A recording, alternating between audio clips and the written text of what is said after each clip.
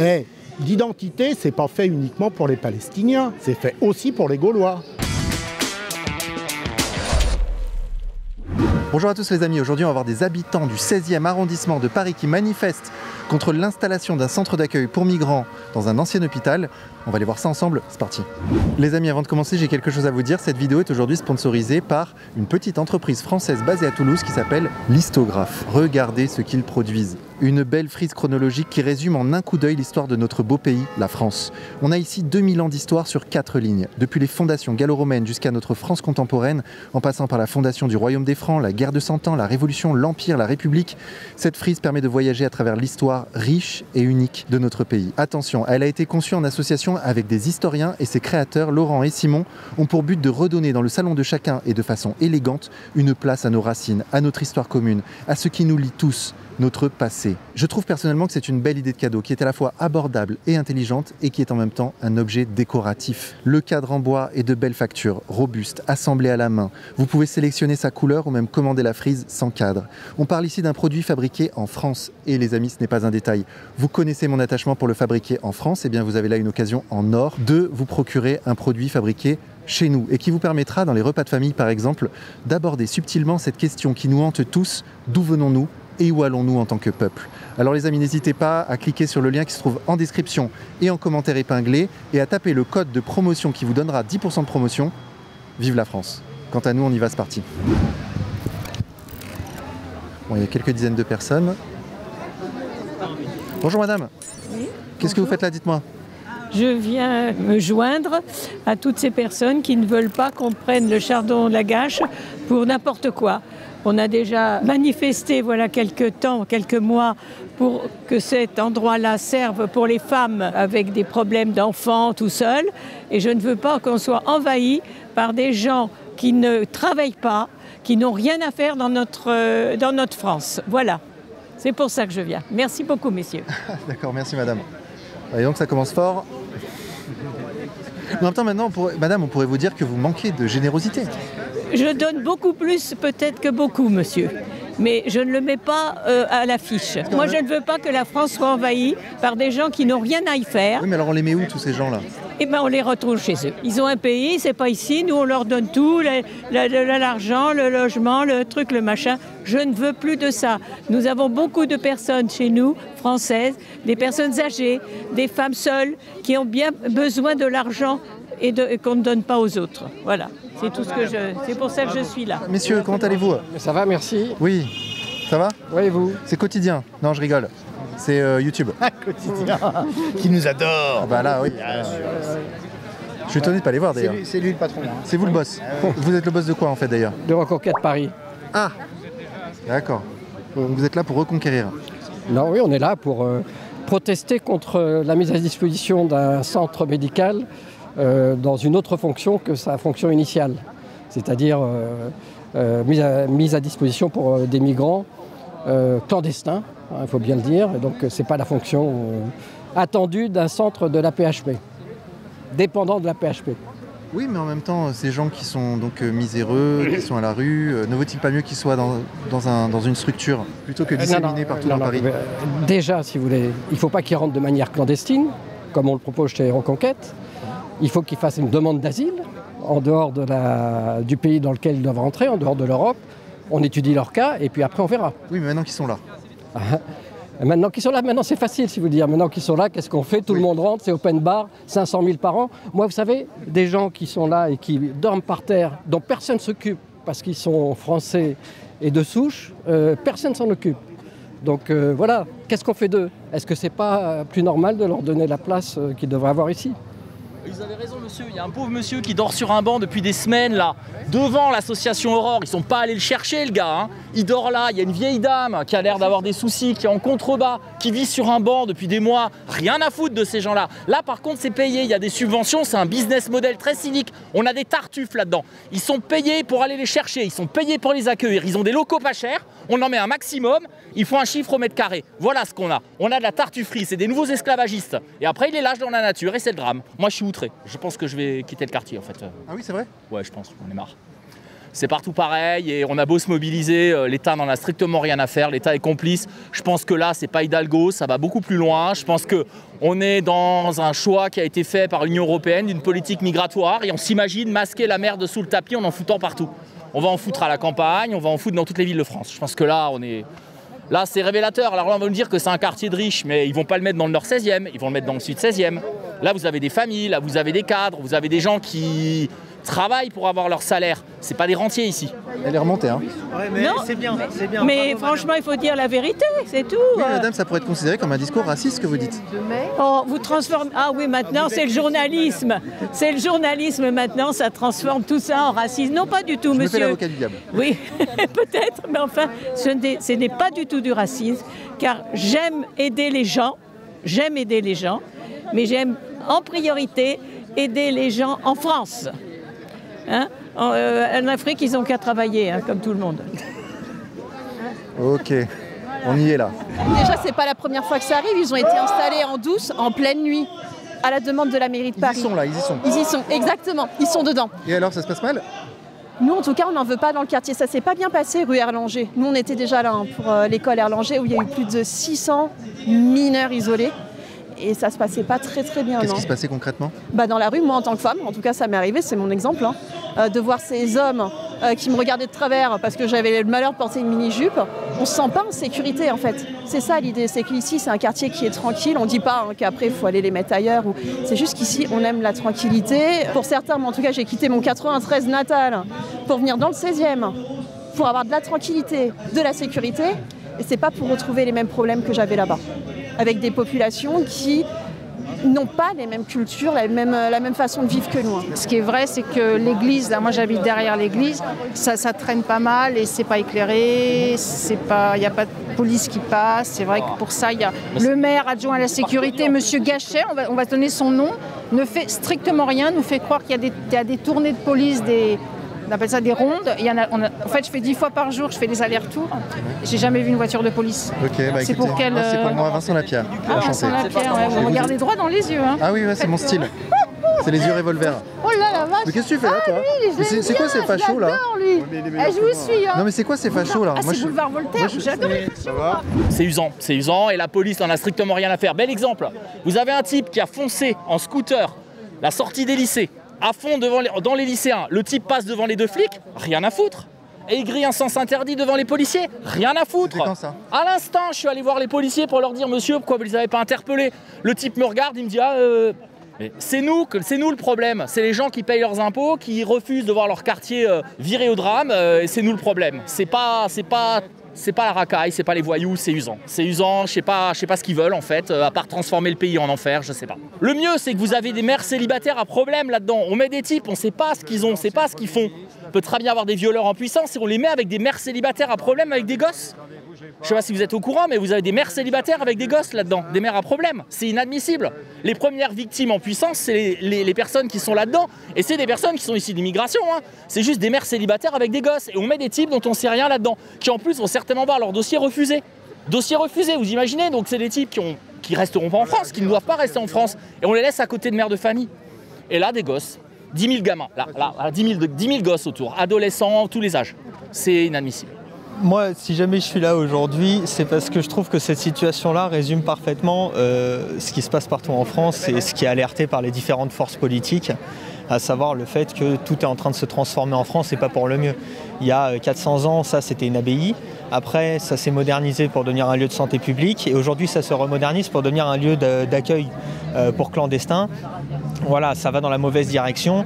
Le 16e arrondissement, ça doit être la 7e ou 8e fois qu'il y a une réquisition de ce genre pour installer des clandestins. 650 rue Erlanger, 400 à la rue de l'Amiral Hamelin. On a même eu le gymnase de Monterland qui a fermé à cause du fait qu'il a été, je cite, pris d'assaut par les clandestins. Ça devient plus possible. Soit il y a un encadrement, et ça c'est le minimum demandé, soit on arrête. Et comme l'encadrement il n'est pas là, on l'a vu ces dernières fois, il y a une augmentation sensible de la délinquance dans le 16e arrondissement qui corrobore parfaitement avec l'arrivée de ces clandestins. S'il n'y a pas d'encadrement, il n'y a plus d'arrivée de clandestins et c'est pour ça que le 16e en a marre et que les gens se mobilisent en masse. Alors est-ce que ça c'est pas raciste que de dire ça? Non, je ne trouve pas. Non, personnellement je pense ça. Je suis maraudeuse à la Croix-Rouge française. Donc moi les migrants, L'hiver notamment, je leur donne des cafés, des couvertures de survie, du thé. J'en ai retrouvé dans le 14e, en plein hiver, un Érythréen qui m'a raconté son histoire en me disant qu'il venait de là-bas et qu'il se retrouve en plein boulevard, vous savez, de Port-Royal, dans le froid. Moi, j'avais pas de couverture de survie pour lui. J'ai juste lui donné un café. En fait, la réalité de l'immigration, c'est ça. Ce sont des personnes qu'on fait venir de pays en leur faisant croire qu'ici, c'est l'Eldorado. Pourquoi? Pour se retrouver quoi? Dans des centres là qui sont pas aux normes, ou les laisser crever dans la rue pour qu'ensuite se dire laisser aux associations de faire le taf. Je suis pas d'accord avec ça. Pour moi, ça, c'est pas de l'humanisme. Alors peut-être qu'on va me traiter de raciste, il n'y a pas de souci. Moi, je pense pas l'être. Mais en tout cas, pour moi, l'humanisme, c'est pas de faire venir des gens dans nos pays où on a déjà du mal à donner du boulot à tout le monde, où on a du mal à finir les fins de mois. Ça, pour moi, voilà. Moi, ça, c'est pas de l'humanisme. Je préfère qu'ils restent chez eux, peut-être qu'on puisse les aider si on nous autorise aussi à le faire, parce que quand on veut aider ces pays-là, on va nous dire, oui, mais c'est encore la France-Afrique, c'est ça. Non, moi, je suis pas contre qu'on les aide sur place pour se développer, pour rester avec leur famille. S'il fuit des guerres, qu'ils luttent là-bas. Mais ici, ça sert à rien. On n'a rien à leur offrir. En fait, c'est ça le truc. On n'a rien à leur offrir. C'est un choix politique. Alors, une pensée à tous les connards qui ont voté pour Emmanuel Macron dans ce quartier, qui votent Emmanuel Macron. Voilà, ils ont ce qu'ils méritent. Oui, parce qu'ici, ça vote en masse pour ici, Macron. ils ont voté Macron, ils ont ce qu'ils méritent. Va evictis, comme disaient les Romains. Bon, voilà, c'est le dernier mot. Va evictis. Mais ça va pas s'arrêter. Vous avez vu la place qu'il y a? 50, 100, 200. Ils en ont mis 400 la dernière fois, l'an dernier. On a eu les junkies aussi qui devaient venir. Ça va être quoi la prochaine fois? Je sais pas, ça va être quoi la prochaine fois? Un centre taliban? Je sais pas au point où on en est. Un centre taliban, peut-être, avec une inclusivité talibane. Je sais pas ce qu'ils veulent faire. C'est la France d'Emmanuel Macron, c'est ça le projet, quoi. Les gens ont autre chose à foutre que d'aller se défendre pour éviter que leurs gosses se fassent agresser. Vous avez des images là, il y a des types tarés qui traînent au parc à côté de gosses, les mecs qui se déshabillent. Le soir, vous avez des junkies qui fument des joints, il n'y a personne qui passe, la police en a rien à foutre. Mais rien à foutre, quand vous les appelez, ils se déplacent même pas. Le commissariat du 16e, il se déplace pas, il se déplace pour nous. Ah si, il se déplace pour nous, là on se déplace, mais autrement, non, voilà, je suis usé en fait, fatigué. Alors je suis venu par solidarité, mais je pense qu'on n'aura rien du tout, parce que le régalien s'en fout. La France est livrée aux barbares, voilà, la France est livrée aux barbares, c'est ça, on en est là, voilà. Alors dites-moi, qu'est-ce que vous faites ici, mesdames? Eh bien, on se le demande. On se le demande. Parce qu'il fait beau, il pleut plus. Et avant, il pleuvait, ça nous ennuyait. Là, ça fait comme ça un petit passe-temps agréable. Bah oui, une petite sortie, quoi. Absolument. Puis le quartier est agréable. Oui, pour l'instant, mais ça va pas durer. Voilà, c'est ça dont on parle. À peine provocateur. Ouais. Qu'est-ce qui risque de se passer ici? J'en sais rien, parce que vous avez le programme de festivités. Alors moi, on m'a dit qu'il y avait des personnes venues d'ailleurs, démunis, qui demandaient l'asile en France, qui nous demandent qu'on leur tende la main et qui vont s'installer ici. C'était vous? Non, je n'en fais pas partie. Je vous laisse parce qu'on va au resto. D'accord. Bonne journée. Au revoir. Au revoir. Au revoir. Présenté sous cet angle, c'est vrai que c'est difficile de réagir. Bonjour cher monsieur. Comment ça va? Très bien. Alors pourquoi vous manifestez si ça va? Pourquoi vous Parce manifestez qu'on veut si ça pas va? de migrants à Paris. Et pourquoi? Parce qu'on n'en veut pas. Et alors on les met où? On les met où? Ils restent chez eux. Ouais, mais c'est ici chez eux peut-être. Non, c'est pas chez pas eux ici. Non. Bah, ils vont devenir français s'ils ont Non. Les Chinois aussi, ils en veulent pas. Les Japonais non plus, ils en veulent pas. Jamais on a reproché aux Japonais d'être racistes. C'est homogène chez eux. Ok? Ouais. Vous me regardez avec des yeux ronds. Non, mais je voulais vous répondre. Un petit peu de mélange, ça fait pas de mal? Non. Non, pas de mélange? Non, la mobilette, c'est le temps de la mobilette, c'est fini. Le mélange, c'était pour la mobilette. On est passé à l'électrique. Ouais. Marie-France Garot, elle disait, il y a 30 ans. Paix à son âme. Ouais. Elle disait, il y a 30 ans, c'est des émigrés économiques. Ils viennent chez nous parce qu'il y a du pognon chez nous. Mais s'il y a du pognon chez nous, il y en a moins pour nous. Et on n'a pas envie de partager. Oui, mais alors, monsieur, il fallait pas coloniser alors? Parce que maintenant, c'est le retour de flamme. Si, parce que c'est le retour de flamme. Eh oh, on les a vaccinés, on les a éduqués, on a construit des routes. Et moi, je suis né en Algérie. Alors, vous n'allez pas me la faire, vous n'allez pas me convaincre. On a laissé un pays impeccable. Quand vous demandez aux Algériens qui sont sur place, ils sont victimes d'un régime à la con qui les exploite depuis 60 ans. Les dirigeants, ils viennent se faire soigner en France. Et les pauvres Algériens, ils n'ont rien à bouffer et ils ne peuvent pas se faire soigner. Alors ça suffit. Bah c'est justement pourquoi ne pas les Oui, accueillir non. Qui restent chez eux, qui développent leur pays. Ou alors qu'ils appellent les Russes ou les Chinois. Bon, la moyenne d'âge est élevée quand même. Hein. Sauf votre respect, madame. Pardon. Je ne sais pas comment je vais le prendre, mais ce n'est pas faux. Non, prenez-le bien. C'était vraiment une remarque bienveillante. Sociologique. Qu'est-ce qui se passe ici, dis donc? Bah écoute, je sais pas, moi je découvre, moi j'ai une autre manif, écoute, hein, puis je suis assez surpris. Mais on dirait que c'est intéressant, il y en a qui aiment pas trop Lévitique chapitre 19 verset 33. Si un étranger vient séjourner dans votre pays, vous ne l'opprimerez point. Vous traiterez l'étranger comme vous-même parce que vous avez tous été des étrangers dans le pays d'Égypte. Je pense qu'il faut qu'on mette un petit peu de couleur là-dedans, là. Ça serait bien. Vous trouvez que c'est trop blanc, ouais? Non, c'est pas trop blanc, c'est pas trop bleu, c'est pas trop rose, non.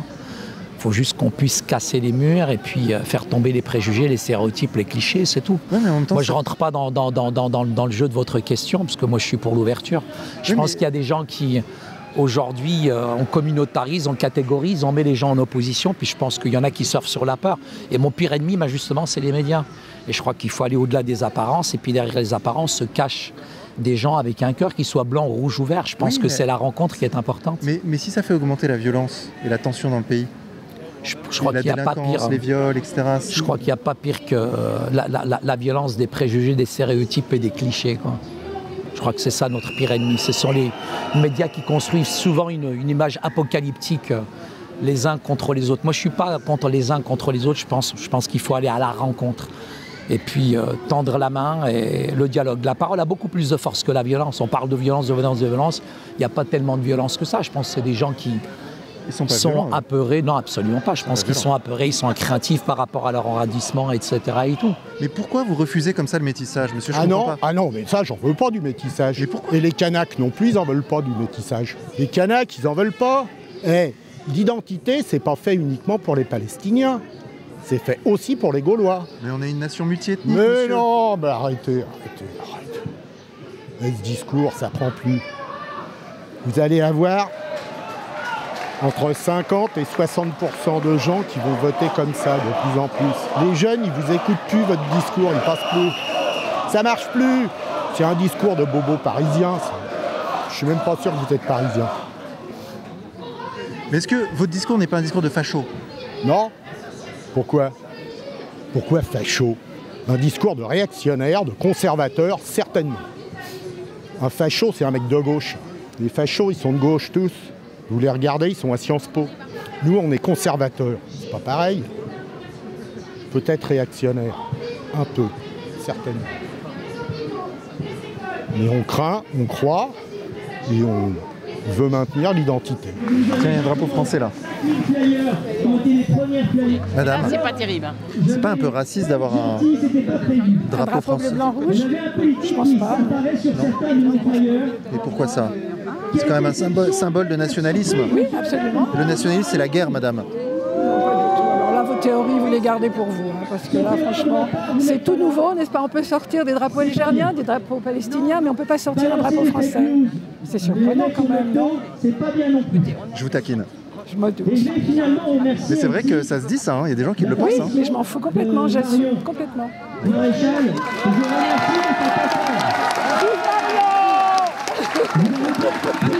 Ah, il y a Marie-Maréchal Le Pen, je savais pas qu'elle était là. Mais dites-moi, monsieur, oui, sincèrement, ces gens-là ont peur que le quartier devienne, qu'il y ait plus d'insécurité dans leur quartier avec l'installation d'un centre d'accueil pour migrants. Vous pensez, vous, que derrière ça, il n'y a aucune réalité? Pour moi, il y a plus d'insécurité aujourd'hui dans certains quartiers qui sont paupérisés, fragilisés, plutôt qu'ici en tout cas. Et je pense que là, ils sont quand même très très bien. Après, l'insécurité, elle est peut-être juste liée aux médias qui projettent, je dirais, sur certaines catégories de population tous les maux du monde. Il y a une sorte d'ethnicisation des maux socio-économiques et on va plutôt catégoriser une population. Il y a des populations qui sont ici, qui se comportent très très bien. Après, il ne faut pas non plus, je dirais, exagérer. En parlant d'insécurité, quelle insécurité peut y avoir ici? Je crois qu'il n'y a pas plus sécure que ce quartier-là aujourd'hui, quoi. Je pense qu'ils sont juste nourris par les masses médias, qu'il faut entrer en dialogue avec eux. Et puis, comme je disais tout à l'heure, en tout cas, Je pense que c'est la parole qui a plus de force que la violence. Je suis convaincu que quand on discute avec eux, tout de suite, je pense qu'on peut déminer très facilement le terrain. Donc j'ai juste une collègue qui est là. Bonjour. Excusez-moi. Il est parti. Non. Qu'est-ce qui se joue ici en France là? C'est quoi? Si on change rien, il se passe quoi? Ah mais là, ça va changer. C'est pas en France qu'on va changer, c'est en Europe. L'Europe, c'est une forteresse chrétienne depuis le Moyen-Âge jusqu'aux années 70-80. Ok? Est-ce que c'est pas en train de changer ça justement? Est-ce qu'il ne faut pas s'ouvrir à la religion musulmane par exemple? Mais, je vous dis, allez demander aux Japonais, aux Kanaks, s'ils veulent s'ouvrir. Les Kanaks, ils veulent pas s'ouvrir aux Blancs. Bonjour monsieur. Bonjour. Vous faites partie du collectif qui a organisé cette manifestation? Absolument, oui. Vous êtes l'un des responsables? Oui, on peut dire ça. Oui, je suis responsable de tout ça, oui. Et alors pourquoi? Pourquoi? Parce que tout simplement, on a une association qui fait la loi en fait qui fait la loi chez nous. Je ne pensais pas que des associations en France pouvaient être au-dessus des lois. On pose des questions, on n'a pas de réponse. On a un député qui pose des questions, soi-disant n'a pas de réponse. On a un sénateur qui pose des questions, qui n'a pas de réponse. On a un maire d'arrondissement qui pose des questions, il n'a pas de réponse. Et donc le simple citoyen que je suis s'interroge sur la réalité de ce qui se passe dans notre pays. L'association Aurore apparemment a tous les droits et donc émet en toute discrétion au petit matin, débarquent comme s'ils faisaient un cambriolage, c'est un hold-up en fait, et ils font venir 28 demandeurs d'asile, pour pas dire migrants parce que c'est le terme un peu tabou, 28 demandeurs d'asile, hommes isolés, dans le même bâtiment qui se trouve là. L'aile gauche, vous avez des femmes avec des bébés. Ça, c'est la version qu'on nous avait servie au départ. Et en fait, ce n'est pas des bébés, il y a des ados, il y a même des maris. Donc, c'est des familles complètes. Et de l'autre côté, on va mettre des hommes isolés. Alors, je ne vous fais pas de dessin. Enfin, mettre des migrants demandeurs d'asile qui vont devenir des OQTF dans 70% des cas. Ce sont les statistiques du ministère de l'Intérieur. Les OQTF sont exécutés à 6% à peu près. Il va y en avoir minimum 50. 50, ça fait 35 personnes qui vont recevoir une OQTF. On va l'appliquer à hauteur de 6%, c'est ce qui se passe réellement dans les faits aujourd'hui. On va en expulser donc 3, il va en rester 32. La question que nous nous posons, c'est quid de ces 32 personnes? Est-ce qu'on va continuer à les héberger ici? Ou est-ce qu'ils vont aller errer dans les rues comme on le voit déjà? On voit déjà des gens dans la rue qui errent. Alors, est-ce qu'on a pensé aussi aux femmes qui sont à l'intérieur, qui ont 18 fois plus de risques de se faire violer que les femmes françaises sur le territoire? Qui les viole? Les riverains? Ou potentiellement les gens qui sont à l'intérieur avec elles? Est-ce qu'on a pensé à un moment donné que de parquer ces gens-là ensemble, ça n'allait pas les mettre, elles, en danger? Quels sont vos recours contre ça? Parce que là, ça y est, c'est fait. Là, déjà, on ne veut pas que Aurore soit financée par notre argent, par nos impôts. On a entendu là dire qu'ils avaient 200 000 € par la mairie de Paris, il me semble. Voilà. Donc par nos impôts, donc ça c'est pas normal. Je veux dire, si on en est là aujourd'hui, c'est parce que Macron il fait venir tous les migrants. Il y a 500 000 entrées par an des migrants. C'est le record absolu depuis quelques années. Il y a un moment, il faut arrêter ce fou du monde, quoi. Il faut se battre et on veut pas que ça devienne comme ça la France. Voilà, on veut de la sécurité. Regardez l'actualité, tous les OQTF qui violent nos grands-mères maintenant, nos grands-mères. Donc il y a un moment, il faut se battre contre l'arrivée des migrants et arrêter de foutre des migrants partout en France, comme on le fait là, comme Macron le fait depuis des années. Pas d'idéologie avec nos impôts. Bam! Stop. Très simple. Et j'en profite pour vous redire d'aller voir la frise chronologique sur le site Listographe dont je vous parlais en début de reportage. Merci à tous. Alors cher monsieur, il se trouve qu'il y a donc des flux migratoires qui arrivent en France. Oui. Et qu'il y a donc des centres d'accueil pour migrants qui se construisent un peu partout. Pourquoi ce quartier serait-il épargné? Mais ces flux migratoires ne sont pas normaux, à mes yeux. Ils ne sont pas maîtrisés. C'est un petit peu incompréhensible pour moi. Moi j'ai fait beaucoup de choses à l'étranger. Et les flux migratoires imposés comme ils le sont, acceptés comme ils le sont, ne me conviennent pas. Pourquoi est-ce que des gens viennent, ils sont chassés de leur pays? Ils sont chassés de leur pays par des gens qui profitent d'eux, qui les empêchent de bouffer. C'est pas nous qui en sommes responsables. Les flux migratoires d'Afrique, c'est pas de notre faute. Les présidents sont renversés régulièrement. Il n'y a pas d'ordre dans l'Afrique. Et pourquoi est-ce qu'on accepterait le désordre chez nous? Donc il y a un équilibre à trouver. Et en même temps, cher monsieur, ça pose quand même une question de fond. C'est tous ces gens qui arrivent par bateau et qui sont misérables, qui arrivent pratiquement tout nus. La morale nous commande de les aider. C'est trop facile, la morale. la morale permet tout et son contraire. Non, non, non, non, non, non, non. Ces gens fuient leur pays, ils n'ont pas à fuir leur pays, il faut qu'ils assument aussi chez eux. C'est trop facile de dire, bon, on va en Europe, ils vont s'occuper de nous. Bah, effectivement, on s'occupe bien d'eux, mais ça nous coûte très cher. Pour moi, c'est l'histoire, c'est un constat. Et là, on est en train d'essayer d'écrire une autre histoire. Je ne sais pas ce qui en sortira. On verra. Je ne verrai pas. Qui vivra verra. Je ne verrai pas parce que j'ai quelques années de plus que vous. Je ne sais pas si ce qu'on va vivre sera très agréable. C'est un grand point d'interrogation. Votre cœur balance entre Bardella et Marion? Non. Ah. On nous a dit que c'était le Mozart de la finance, en fait c'est le Fossoyeur de la France. C'est un enfumage, une diversion, vous l'appelez comme vous voulez. Il y a du deal aujourd'hui Bon, vous n'êtes pas au courant. Si vous voulez vous fournir, je peux vous donner des adresses. Hein. On va aller voir ce fameux centre d'accueil pour migrants, quand même. Je peux pas partir sans y aller. Faut pas être gentil maintenant, madame. Je suis désolé, non, il faut y aller, il faut mordre là.